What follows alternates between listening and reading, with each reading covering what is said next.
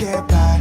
It resides between my eyes. Walked through the fire, came out better on the other side. See, life's like a beach if you find the sand. And right now, I feel like 100 grand.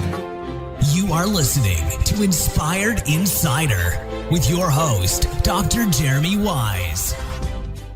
Dr. Jeremy Wise here, founder of InspiredInsider.com, where I talk with inspirational entrepreneurs and leaders. Today is no different. I have Kurt Luidhardt, and Kurt, you can check people out. Check Kurt out at libertyspenders.com, also the prospergroupcorp.com.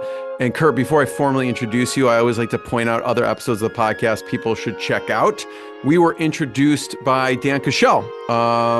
Dan's awesome. He has Breakthrough 3X. We did an episode, How to Triple Your Profits and Impact, with Dan Cashel. So check that episode out. Paul Bigham, when I was researching you, Kurt, and Kurt has a great book called Liberty Spenders. I did listen to it on Audible. It reminds me of Paul Bigham, and he does more kind of direct mail for nonprofits, right? So you guys would hit it off. We talked about crafting compelling sales copy, but I think he's raised $2 billion for the state of Israel from Christian organizations.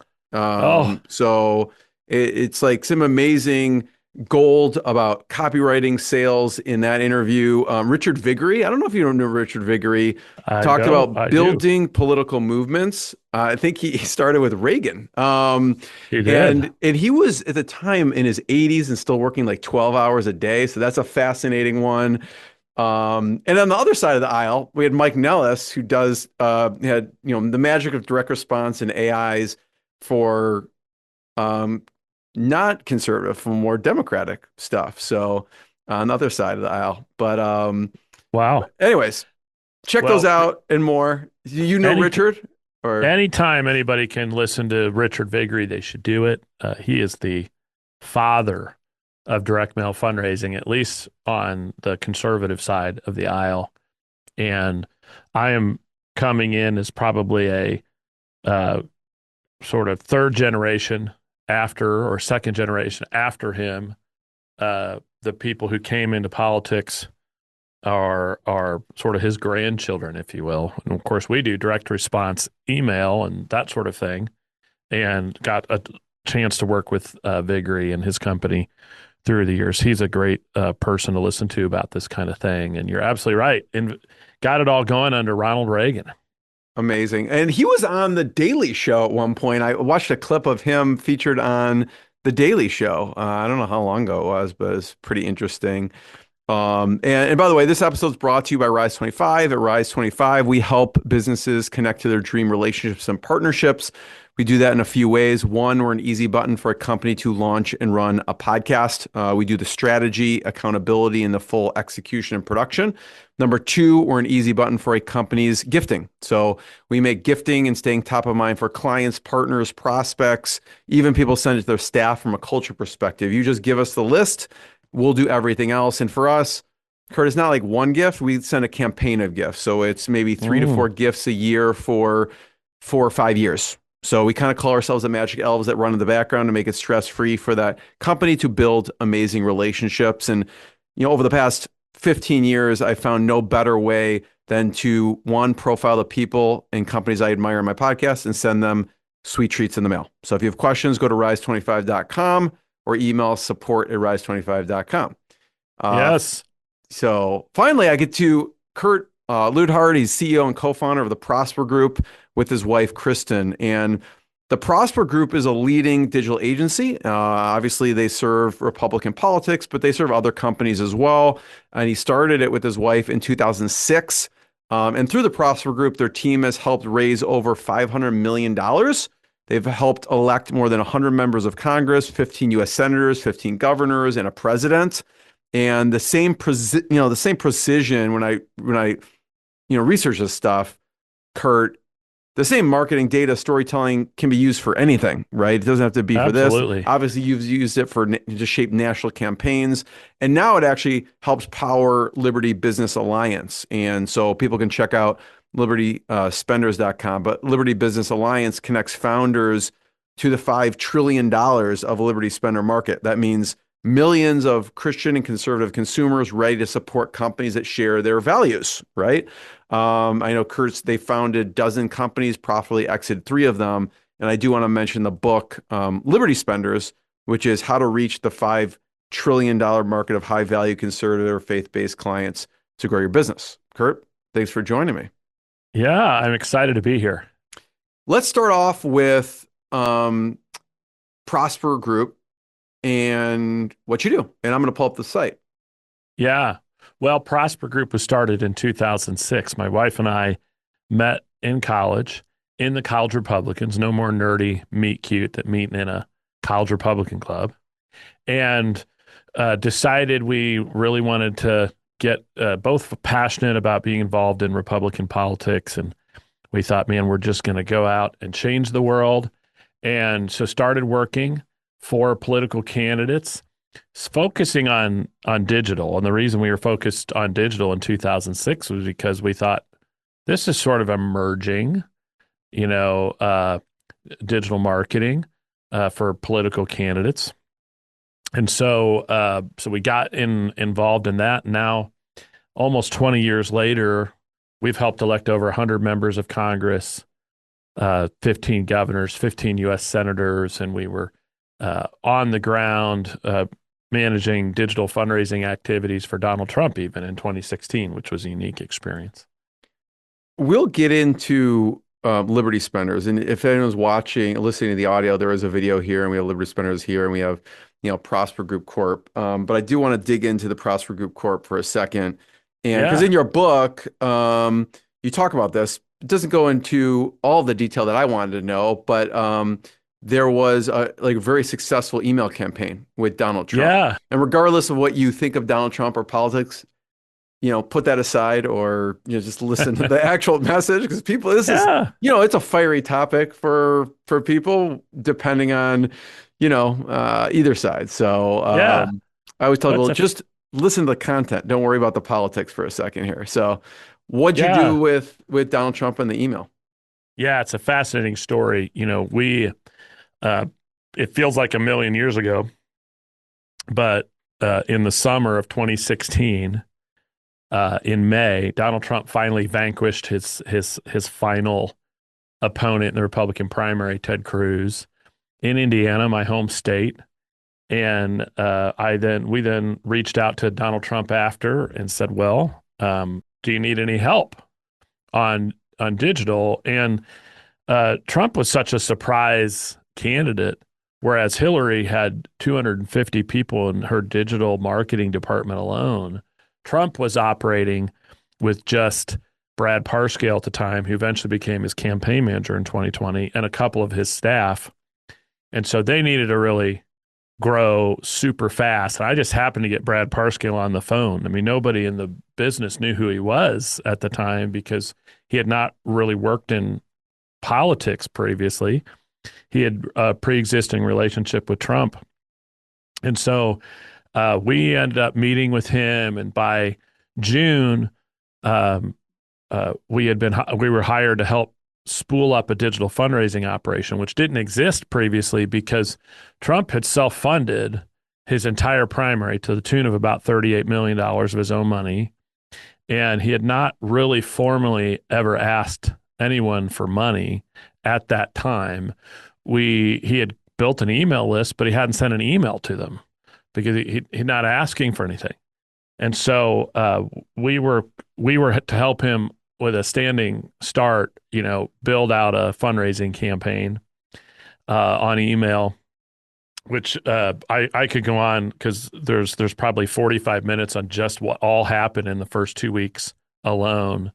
You mean to get the email warmed up, or what do you mean by that? Oh yeah, I mean he's got hundreds of thousands of emails who've never been emailed, and they hadn't cleaned up the list or anything.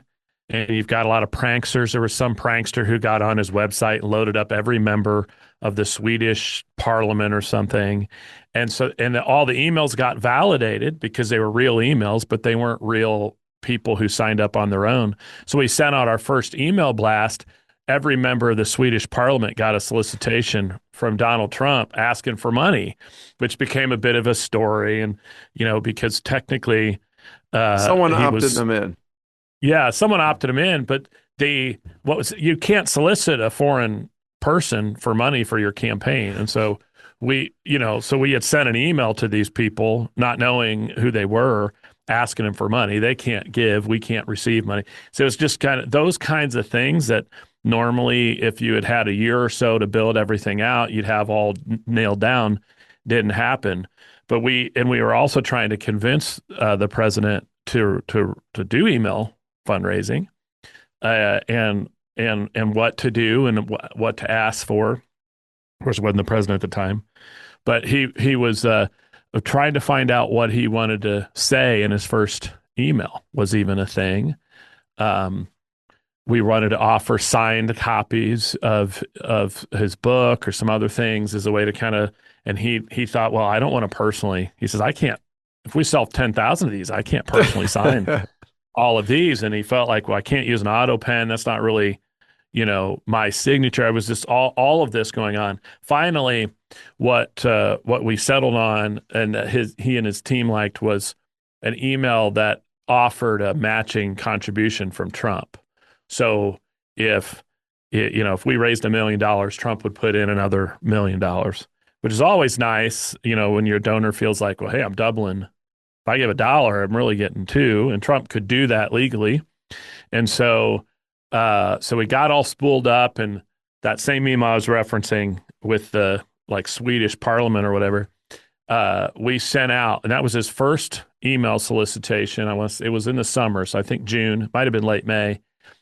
But at the time, the record for the most money raised out of a single email blast was for former President Barack Obama. And I can't remember what the number was, 1.5 million or something that he raised in his reelect or something from a single email. And we hit 2.6, and it was on just that email. And there was all this pent up demand, right? He's never asked these small dollar donor types to give. Which was surreal to watch, because $2.6 million in 24 hours from thousands and thousands and thousands of donors, you're just refreshing the donation platform, and you're seeing these numbers go up, and you're thinking, this is crazy. Not to mention we also launched some prospecting campaigns that day via email that raised another 1.4 to get to 4 million on that first day. And the whole campaign continued that way. The most interesting thing about that 2016 race is the Trumps had never run a big campaign before, so there were no rules. There was no standard operating procedures that would exist if it was Mitt Romney or Jeb Bush or something. And so they just did what worked. And he was attracting a number of crossover Democrats for that first campaign, and we were just consistently shocked to see donations and money coming in from people we knew weren't Republicans.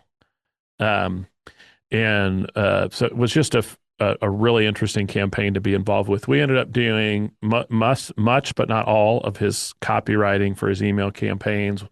We ran all of his text message fundraising, his app. He had the America First app on that campaign, and worked on that. My wife worked on it 4.5 months full time. She moved to San Antonio, Texas, where they headquartered all of this, and worked in their offices. I'm interested when you first, and again, this is applicable to any business, really. I was talking to another business owner last week, and they're like, we were just talking, I don't know why we were talking about email lists, and they're like, I have 9,000 people on my email list. I'm like, when's the last time you emailed them? And they're like, 5 years ago. I'm like, that's terrible. Yeah. But what do you do? What do you send for the first few emails to warm those people up? I mean, I'm not sure if you just straight out, flat out ask them for money at that time, or you have a couple warm up. Well, what do those look like? I would never do that. What I did. You did. Okay. What we did for Trump was just load him up and say, give us money, right? What I would normally encourage is to send an email that demands a response or asks for a response or gives them a reason to click. So maybe you're asking an opinion. Please reply back, or give them something really interesting that encourages clicks, because your email service providers are judging the merits of your email campaigns by the kinds of engagements and responses they're seeing. So the more you can get that, the better. And then I would be very aggressive in your hygiene. So if you have 9,000, if your friend has 9,000 emails and sends out a couple of emails and half of them don't respond, I wouldn't cry about it. I'd just get rid of them. Because your percentage, your engagement's going to be represented in a percentage. So having a bunch of dead emails on your list is really hurting your deliverability for your emails. If you want to know, well, why are all my emails going to junk? Well, it's because half of your list doesn't engage, or 80% of your list doesn't engage, and you just need them off your list, and it makes your percentage much more appealing. I've gotten those emails too, Kurt, where, hey, I'm taking you off. Like it's actually, I'm taking you off unless you click this or whatever. And it was probably just them doing hygiene. I probably hadn't responded in a while, and I was thinking, oh, should I stay on or not? So I like that email or approach too. Yeah, I'll tell you, one of the craziest things I learned once, I learned by accident. So as a marketer, one good rule, by the way, is you never use lorem ipsum text when you're writing something, because inevitably you forget that you have fake stuff there and you don't replace it. And we had written an email for a candidate who was running in Michigan, and the email was targeted towards people who had not donated before, and we couldn't think of a good subject line, so we just put, the subject line was just email to non-donors. That was the subject line, but we didn't have. I thought you were going to say email to Lauren Isom, and they thought it was someone's name. Yeah. So we had that probably would have been a better headline. Yeah, it would. Well, but here's the interesting thing. Yeah. We sent it out, not changing the subject line. Our client was very upset about it because they hadn't approved, email to non-donors, and that's pretty aggressive, right? To get an email, it was the best fundraising email they had. And the lesson there was sometimes to get movement, you've got to you really have to call people out, and so we'll often do that. And when we're seeing email people fall off or die off, like that sort of aggressive thing, like click or you're gone, you'd be surprised how many people click on those and re-engage. It's all a test, right? Yeah. I'm curious. So the offer was, so for Trump, just because he's so recognizable, you could ask for money off the bat. Well, what you typically wouldn't. Is there any other reasons why in this case you did that? I would, well, for him, I would, we had two issues, which was we hadn't ever really, done anything with the email list. And normally I would have sent, 5,000 at a time and try to kind of, to your point, kind of warm it up. But it would have taken 4 or 6 weeks, and we're in the middle of a hotly contested presidential campaign. Nothing is allowed to take 4 to 6 weeks. So we just went up and we just went and gone. And that works for Trump because, by June of 2016, Trump versus Hillary was the top story internationally, let alone the U.S. So no one got an email from Donald Trump and said, what's this about, right? Right. And that's often the same for my other political clients, but which creates a disadvantage. There's a reason why we get a lot of the same faces in politics, is because it's really difficult to build that kind of awareness. And Trump built it outside of politics, being on TV and the whole deal. And so for these first time candidates, they're thinking, well, if Donald Trump can raise $4 million in a day, then certainly I ought to be able to raise $40,000. But it's not that simple. Kurt Luidhardt for Congress, nobody knows who Kurt Luidhardt is. And none of those emails get opened. And so to your point, for most of my people, you've got to have a long introductory process, and you got to provide some value. Where most political candidates screw up because they're so all addicted to these small dollar donors is all they do is ask these people for money, and their lists fall off pretty quick because there's no value in between. There's no, there's no rest. You don't get 2 emails with really cool political news and then one asks for money. It's And every day it's another one. And after a while, the hyperbole and the urgency just doesn't resonate anymore. It's the boy who cried wolf thing. If today is we always joke in politics, this election is the most important election ever. And so was last election. And so will the next election be. And after a while, people just roll their eyes when you say it's the most important election. So you've got to find a way to provide some value and not just be asking all the time. In that email, it seems like you spent a lot of time on the offer, right? So Yeah. talk about what the offer was, and then you mentioned a couple other, what was in the running that just didn't make it because you went with what you thought was the strongest offer. Yeah, I mean, Trump's offer that we did, the very first email was what we would call a matching donor offer in politics. So it's for every dollar you give, it's going to be matched. Now, what's interesting about that, it's become a more controversial method. It's perfectly legal for Donald Trump to match any donation to his campaign because any candidate running can write an unlimited amount of money to their own campaign. But then it became common for other campaigns to make these similar matching offers. So Kurt Luidhardt for Congress would say, I have a, quote, group of donors who are matching every dollar to your campaign. Well, donors can't give a federal campaign more than $3,700.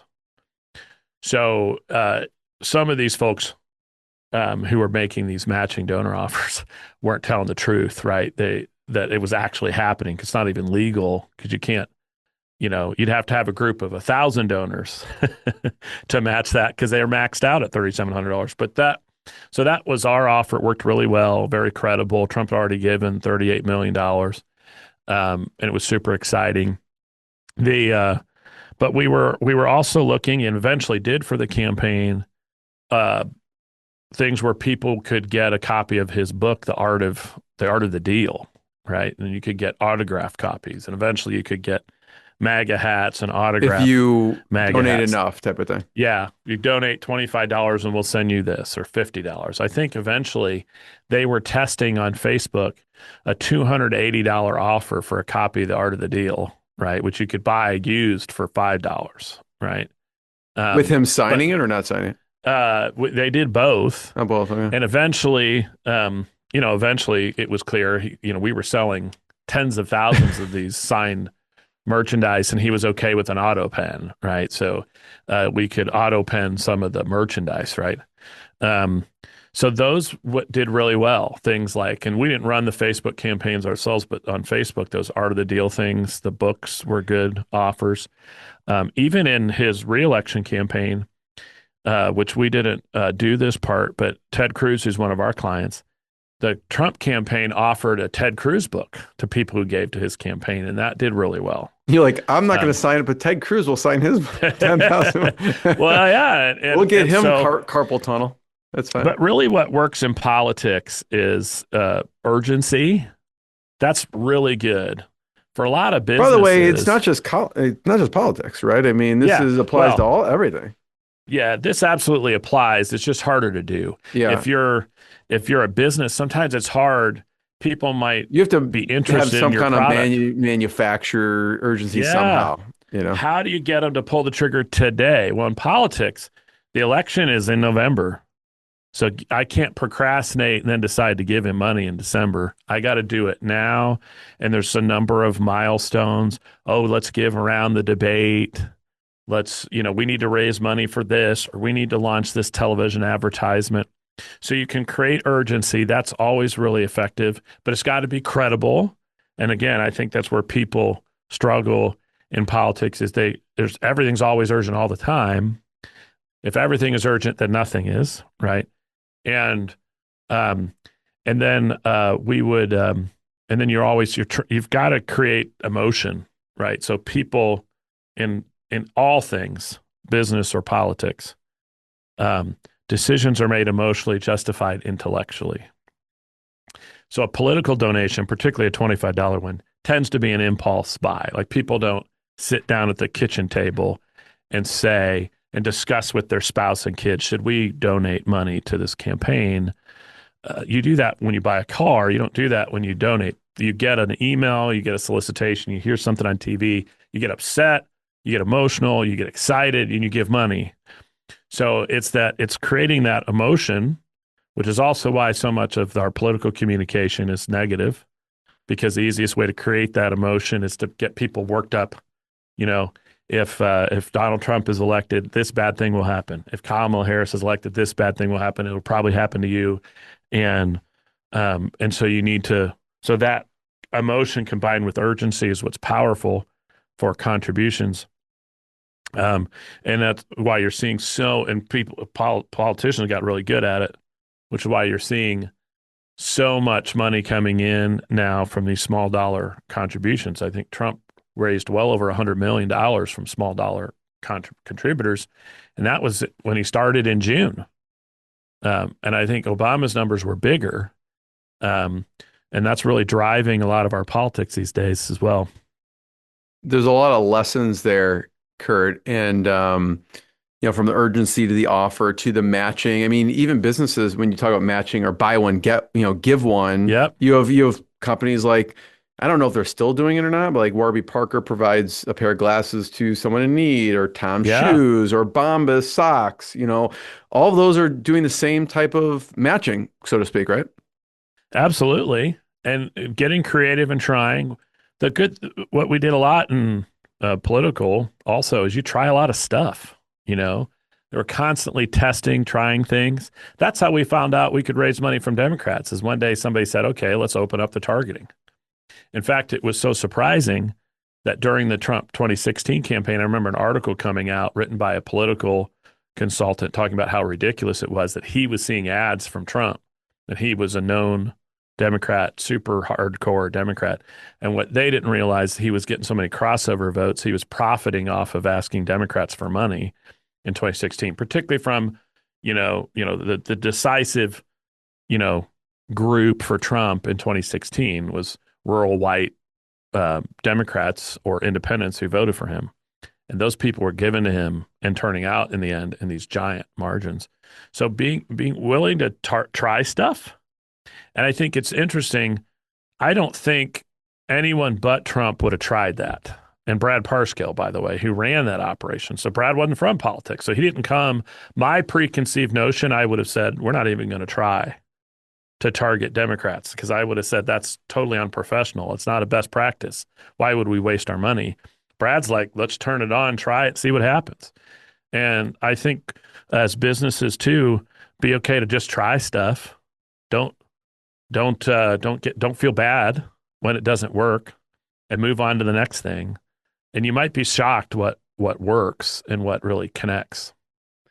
Yeah, it's really quite interesting. So, I mean, that goes into targeting. Did you have a different messaging to the people, the Democrats, than the Republicans? No, same messaging. No, it worked. I mean, for fundraising, right? So there's a whole separate side of the campaign, which was persuasion. How do we target people and convince them to vote for us or not vote for us? And that's a whole different equation. We're creating advertisements specifically targeted. So you're saying, well, Trump is pro-Israel, so how am I going to win over some voters? Well, there's a certain segment of voters, maybe they're Jewish voters, who are pro-Israel too, and I'm going to target them with that. But these rural Wisconsin Republicans we need to talk about jobs moving to Mexico. So you're sort of you're figuring out what people care about. That, and so on from a persuasion standpoint, you see a lot more diversity into these small groups. From a fundraising standpoint, it's a little less personalized, but a lot more frequent. Like we're gonna send an email out every day, and we're gonna see what's working, what's not. In fact, that they had multiple companies like ours writing copy, and so we were always even competing against other copywriters. During the campaign, and of course during that campaign, I mean, it was like it was a major death-defying news story every day, which helps, I want to get into the book a little bit, Kurt. Yeah. And you can see here we're at libertyspenders.com. And if you go to book-free, you can actually download the copy. I bought it on Audible. So you're welcome for the $3 or whatever commission I you get got from Amazon. I But got a little check the other yeah, day, so thank exactly. you. That was for me. But one thing in the book, which your wife was reading this part at the time, and she didn't go into the full story, but there was something I'm my memory's hazy. Something about George Bush in your underwear. I don't remember what the story. She doesn't Yes, tell the yes. story, but I'm like, I'm definitely going to ask him about it. Yes. Yes. And then we'll talk about there's a 5 Ps in the book, which we'll get into. So But I have yes, to have heard this story. this is, if there was a P for being embarrassed, this is it. But it's a really funny story I can laugh about now. But not too long after this, working on the Trump campaign, it might have even been before. I try to remember the date. But George W. Bush's nephew, George P. Bush, he's Jeb's son. He was the commissioner, the railroad commissioner in Texas, which I want to say railroad commissioner. No, land commissioner. Sorry, land commissioner, which is a really important role in Texas. They've got oil issues, various things, and also just a really dynamic guy. And he's no longer an elected official there, but we were helping him in his campaign, and he was having an event for some of his campaign staff and donors, and it was going to be in Kennebunkport at the Bush family compound. Oh, I've been there. I've been not to actual the compound, but like, you walk along this path and you can see the compound, and I've definitely seen it's remarkable looking. It's remarkable. So they brought us. You got on up over there. close. You got inside the compound. All right, So that looks cool. we're in there, and every member of the family has what they call a cabin. I've seen it. It's definitely definitely not a cabin. Yeah, it's not really a cabin when probably what you and I are picturing. But so Jeb has a place there. George has a place there. I think there's another brother, and so the event for George P was at Jeb's cabin because he's Jeb's son, and we were told if George H.W. Bush and Barbara are feeling up to it because they were still alive but older at this time, they're going to come and you'll get a chance to shake their hands and meet him, which I was particularly excited about because my first interest in politics when I was a kid was when Bush was running against Dukakis. I was too young to vote, but they had an election at school, and my parents liked H.W., so I was sort of excited about H.W. winning. So super excited about meeting him. So I never met him before. And as advertised, we're there for a little bit talking, and now you see them. They were both in scooters at that time, in their scooters, making their way up the paved path to come. And so there was a ramp on the porch. They took a ramp up, and they both sat next to each other in their scooters, and we did the typical political grip and grin line where everybody goes up, so you say hello, they take pictures, and it's like, how fast can we move people through? So we did all that, got a great picture with them, and then Chris and I are milling around, and then I noticed, the president and his wife are alone, and no one's talking to him on the porch, and I'm thinking, this is my chance to have like a real conversation with the former president of the United States. And I spent some time thinking about it. I thought, what would really get him talking? I thought, I'm going to talk to him about the property here because I know it's something he's passionate about, and he's built it up, and they live there. And that's more interesting for him to talk about probably than some political thing. So I have it all figured out. I'm going to talk to him about the property, and I take a big step up on the porch and rip my pants right in front of him. And if you've ever done that before, you know that you can feel it, like you've done it, but you don't really know, like, how big is this, right? Am I completely flapping in the wind? Is it just a little, pop? And I'm, I've like really jumped right onto the porch in front of the president and his wife. So I'm in it now. I can't walk away. And I also don't want to look. Maybe they didn't notice. Now, And so I started the conversation with him. I asked him about the property, um, and then immediately not paid any attention to what he was saying. And I'm looking at Barbara, who's staring with some really intent eyes. I'm thinking she knows exactly what just happened.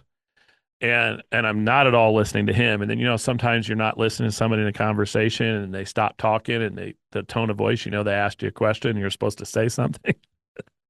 And so not only did I just, burst my pants in front of the president, I didn't listen at all to what he said, which was my whole thing. And I remember saying something like, yeah, yeah, yeah. And then jumping kind of backwards off the porch. So I did survive. I got onto the bus as quickly as possible. But that was my experience meeting the president of the United States. I thought your first question was be like, well, how big is the hole? Can you take a look for me? Yeah. And that would have been that's a good conversation starter right there. It would have been a good he won't forget you. Really good. I don't know if that's what you want him to remember, but I love that story. The 5 Ps. Talk about those. Yeah. So the book is about this idea that there are a segment of Americans. In fact, let me bounce up a little bit.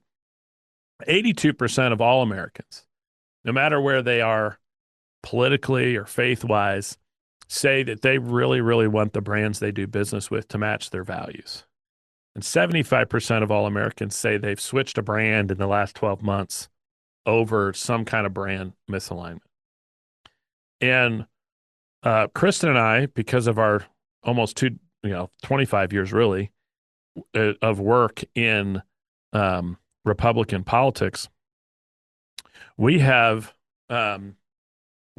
this thorough knowledge of the kinds of people who donate to political candidates and who are politically conservative and Christian, because they're the types of people who are giving money to Donald Trump and Ted Cruz and Brian Kemp and other clients. And we call these people liberty spenders. They share the same characteristics of so many Americans who want to do business with brands that match their values. They just happen to be Christian or conservative. And our book is about if you want to market to this audience of 76.5 million people who spend $5 trillion a year, then you need to master the 5 Ps. I think there's a whole section, I won't do it because I can go on for 45 minutes on this, about how I show how Trump mastered these 5 Ps. But you need to understand the people and your people within the Liberty Spenders. Most of us don't need 76.5 million customers to be doing quite well financially. But so who is that sliver of people within the Liberty Spenders you need to be doing business with? How do you position yourself with it? How do you develop a true passionate story that'll hook them and make them want to learn more and buy from you? How do you prove? This is a big thing. I've never seen anybody else's marketing system. How do you prove that your marketing that you're doing actually works? That's one lesson from politics that we learned, which is don't spend $100,000 on a TV ad that you've not tested ahead of time. It's worth the $10,000 to test to make sure you're $100,000 is smart. And then how to roll a product out's the 5th P. What's the product rollout, and what's it look like? Yeah, I suggest people check out the book, and you can see here on the page, the 5 Ps here: people, positioning, passion, proof, product. And it applies to anything, really. But I'd love for you to talk about Liberty Spenders and what you do there. I don't know if you want to talk about anticipating heaven. Yeah. So we there with Liberty Spenders and our Liberty Business Alliance that we run, we work with Christian and conservative entrepreneurs who want to market to these Liberty Spenders we just talked about. And we do some coaching, but we also do some one-on-one work. One of our clients that we did some one-on-one engagement with is Pamela Pyle, who wrote this great book called Anticipating Heaven. And she is a hospice doctor who dealt with a lot of patients towards the end of life. And her book is about her experiences with these patients and how to die well. And there's most of us don't think about that. And we helped her market that book, which became a very rapid bestseller, and racked up tons of positive reviews, and picked up a lot of momentum from somebody who's never written a book before. And the content's amazing, by the way. I would highly recommend it, even if you're not at that stage of your life where you're thinking about it.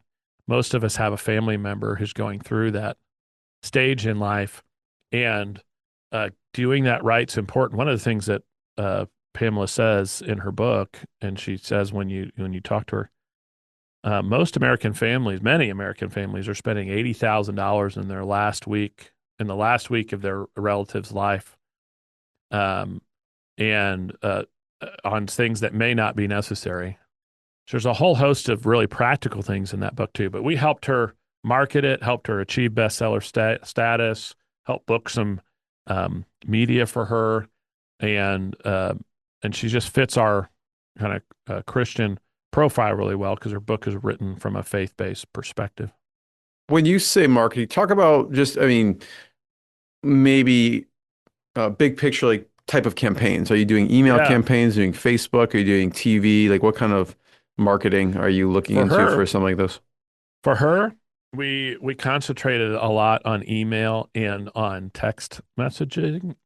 We also worked with some influencers who she and her husband had good connections with, and tapped into some networks of folks that we knew would enjoy her book. I'm a big believer. We're a marketing firm that we believe so much can be accomplished that our first reflex doesn't need to be or should not be spending a bunch of money on paid media. And so we finding these kind of influencers, others who can be make a big difference for you, can be great for people like you and people like Pamela. It looks like you had a big influence from Tony Robbins. I'd like to hear. Tony's. Yeah.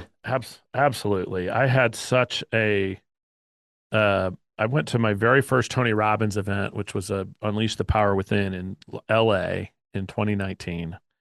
And I had never once heard anyone talk about the importance of managing your state like Tony Robbins talks about it. And it was absolutely transformational in my life. And at that Unleash the Power Within, my wife and I committed to going to 2 other of his events that year. And then COVID hit. And so we couldn't get to all the events, and they all went virtual. And we went to our next one. So we did 2 events in 19. We had another one coming, and finally went to that event virtually. And in that virtual event, we joined his platinum community, and then went to a ton of his stuff for 3 years. And to be honest, if I could live my life at a Tony Robbins event, I probably would. It's such a positive and transformational experience. And we were going to probably 8 of his things a year. That picture, I think, that you were showing on your screen was actually taken at Tony's house, which was a real privilege to be able to go to. And a lot of things that I have learned about mindset, state, strategy, story come from Tony, who I owe a lot to. Yeah, I'm a big fan of Tony Robbins stuff as well. Definitely have listened to Awaken the Power Within and Personal Power 1, 2, and all those. So, I know you mentioned David Meerman Scott in the book also, who John, my business partner, I know, and he's been on John's podcast, and great individual. Absolutely. Go ahead. He has this great book about raving fans, and he speaks at Tony Robbins' Business Mastery. And he's got such a great perspective on this. I'd like to, Kurt, this can go on and on. I have one last question before I ask it. I want to point people to check out libertyspenders.com to learn more, get the book. I thought it was great. prospergroupcorp.com.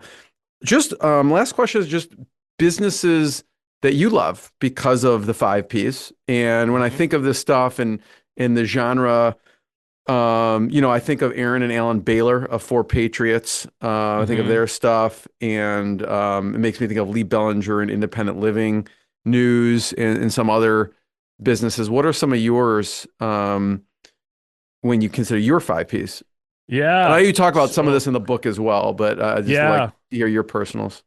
Yeah, I like talk about companies whose products I think are awesome. 7 Weeks Coffee is a great company that makes excellent coffee that my wife and I drink regularly, as well as red coffee, which I have to bounce back and forth. Red coffee, which also sells under Patriot Red, actually is made in Greenwood, just about 5 minutes from my house. I didn't know that.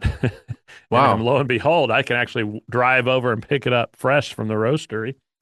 And an amazing business. I'm also a giant fan of Every Life diapers, which my wife and I, who have a 3-year-old and a 5-year-old, have used until recently. Now that our You're in the 3-year-old thick of it. Holy cow. Yes.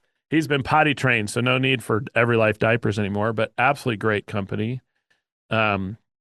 And then I think a lot of folks should be checking out Public Square, Patriot Mobile. Those are 2 great companies doing some really interesting things and what some people call the Patriot economy or parallel economy, and are great businesses. Kurt, I want to be the first one to thank you. Everyone, check out the book. Check out libertyspenders.com and prospergroupcorp.com. And we'll see everyone next time. Kurt, thanks so much. Yes. What I got, you can't buy. It resides between my eyes. Walked through the fire, came out better on the other side. See, life's like a beach if you find the sailing right now. I'm feeling like $100 grand.